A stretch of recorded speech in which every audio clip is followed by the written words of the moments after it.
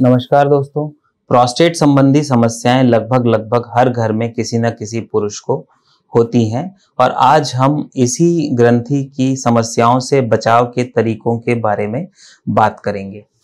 तो आइए जानते हैं कि प्रोस्टेट ग्रंथि होती क्या है।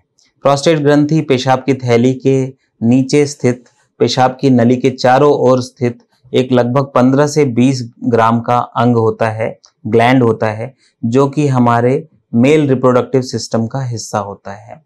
यह अंग जो है नॉर्मली वीर्य को पोषण देने के लिए कुछ सिक्रीशंस सिक्रीट करता है, जिससे कि हमारे वीर्य को पोषण मिलता है। यह तो उसका नॉर्मल काम है हमारे शरीर में। लेकिन 50 साल की उम्र के बाद हमारे शरीर में कुछ ऐसे हार्मोनल चेंजेस आ जाते हैं, जैसे कि मेल हार्मोन टेस्टोस्टेरोन की कमी, फीमेल हार्मोन एस्ट्रोजन की लेवल में बढ़ोतरी। इस हार्मोनल इम्बैलेंस की वजह से इस प्रोस्टेट ग्रंथि की कोशिकाओं के न सिर्फ नंबर में बढ़ोतरी होती है, बल्कि इन कोशिकाओं के साइज में भी बढ़ोतरी होती है। तो शुरुआत में ये छोटे छोटे नोड्यूल्स बना देते हैं और यही नोड्यूल्स बड़े होकर बीपीएच या प्रोस्टेट का रूप ले लेते हैं। इन्हीं में से कुछ कोशिकाएं अगर एबनॉर्मल रूप से, अनियंत्रित रूप से बढ़ने लगती हैं तो उसे प्रोस्टेट कैंसर कहा जाता है। तो इसकी अगर मैं बात करूं तो प्रोस्टेट ग्रंथि में जो मेल हार्मोन है टेस्टोस्टेरोन, उसको डाइहाइड्रोटेस्टोस्टेरोन में बदलने के लिए एक एंजाइम मौजूद होता है, जिसको हम 5-अल्फा रिडक्टेज कहते हैं। इस एंजाइम से टेस्टोस्टेरोन जो है मेल हार्मोन, वो डाइहाइड्रोटेस्टोस्टेरोन में बदल जाता है, जो कि टेस्टोस्टेरोन की तुलना में काफी ज्यादा एक्टिव फॉर्म होता है और यह प्रोस्टेट में काफी भारी मात्रा में मौजूद भी होता है, हाई कॉन्सेंट्रेशन में मौजूद होता है। तो इस एक्टिव हार्मोन के हाई कॉन्सेंट्रेशन के कारण जो है प्रोस्टेट की कोशिकाओं में बढ़ोतरी होने लगती है। तो यह पैथोफिजियोलॉजी जानने के बाद हम जानते हैं कि प्रोस्टेट के बढ़ जाने के कारण क्या होते हैं।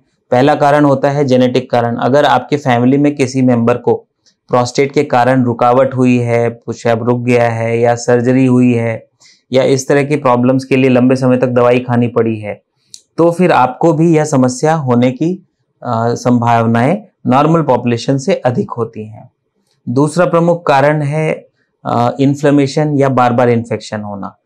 प्रोस्टेट ग्रंथि में अगर आपको बार बार इन्फेक्शन हो रहा है, यानी पेशाब में जलन, पेरिनियल एरिया में दर्द, पेशाब करते समय दर्द होना, इस तरह का प्रॉब्लम्स अगर आपको हो रहा है, बार बार हो रहा है, तो प्रोस्टेट में एक इन्फेक्शन और इन्फ्लेमेशन, इन्फेक्शन तो कीटाणु के द्वारा होता है, इन्फ्लेमेशन सूजन होती, तो इन्फेक्शन और इन्फ्लेमेशन का विशेष साइकिल चालू हो जाता है और बार बार ये चीजें होती रहती हैं और इसके वजह से प्रोस्टेट के सेल्स जो हैं, कोशिकाएं जो हैं, वो उनका साइज और नंबर बढ़ने लगता है। तो इससे भी बीपीएच होता है। तीसरा जो प्रमुख कारण है वो है मोटापा या ओबेसिटी के वजह से भी प्रोस्टेट की समस्याएं ज्यादा देखने को मिलती हैं। सीडेंटरी लाइफस्टाइल, ओबेसिटी, इन सब की वजह से प्रोस्टेट की समस्याएं ज्यादा देखने को मिलती हैं। इन कारणों की अगर हमने बात कर ली तो अब आइए जानते हैं कि हम प्रोस्टेट की समस्याओं से बचने के लिए क्या कर सकते हैं। तो पहला जो प्रमुख चीज है वो है हमारी डाइट। प्रोस्टेट की समस्याएं जो है मेटाबॉलिक सिंड्रोम से रिलेटेड होती हैं।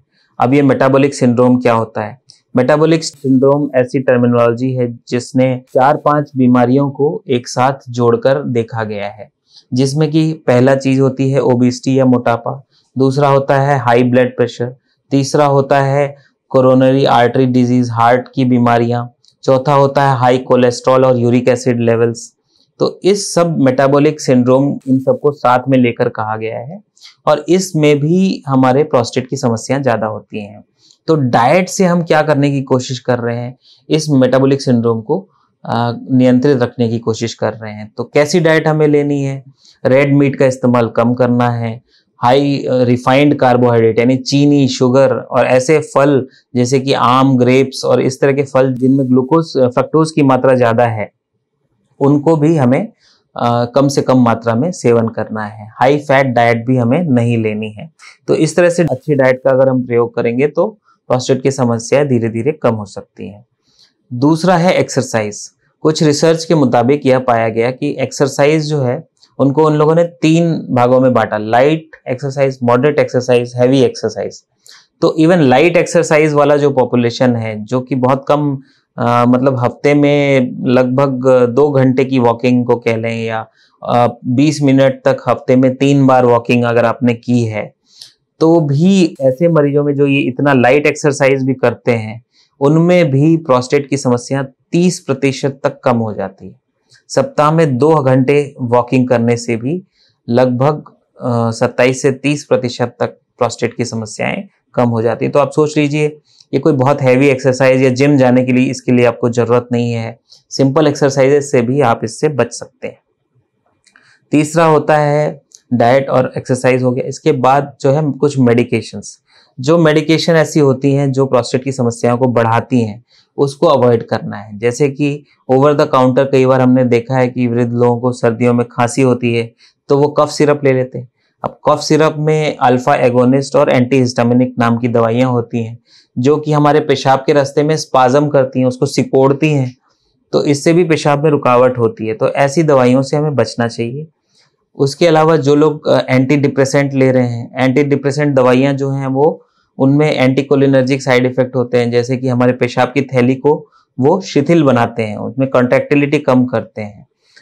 तो ऐसे मरीजों में भी हमें पेशाब संबंधित और प्रोस्टेट संबंधित समस्याएं देखने को मिलती हैं। यानी जिनको प्रोस्टेट की समस्याएं हैं उनमें एंटी डिप्रेसेंट कम से कम मात्रा में और कफ एंड कोल्ड की मेडिकेशन कम से कम मात्रा में लेनी चाहिए। इसके अलावा कुछ माइक्रो न्यूट्रिएंट्स पे रिसर्च हुई है, जैसे कि vitamin A, vitamin D, selenium, zinc इत्यादि। कई लार्ज स्केल पे रिसर्च हुई है और इनमें से किसी भी माइक्रो न्यूट्रिएंट का क्लियर कट रोल जो है हमारे प्रोस्टेट संबंधी समस्याओं को कंट्रोल करने में नहीं देखा गया है। लेकिन फिर भी कुछ कुछ इंडिकेटर्स मिले हैं। लाइकोपीन माइक्रोन्यूट्रिएंट्स और इस तरह के जो माइक्रोन्यूट्रिएंट्स हैं, इनका सेवन न सिर्फ प्रोस्टेट के लिए बल्कि पूरे शरीर के लिए अच्छा होता है। तो एक healthy balance diet, seasonal fruits and vegetables, high fibre diet, इसका इस्तेमाल अगर आप करते हैं तो न सिर्फ प्रोस्टेट के लिए बल्कि पूरी शरीर के लिए ही ये फायदेमंद साबित होता है। इस वीडियो में इतना ही। धन्यवाद।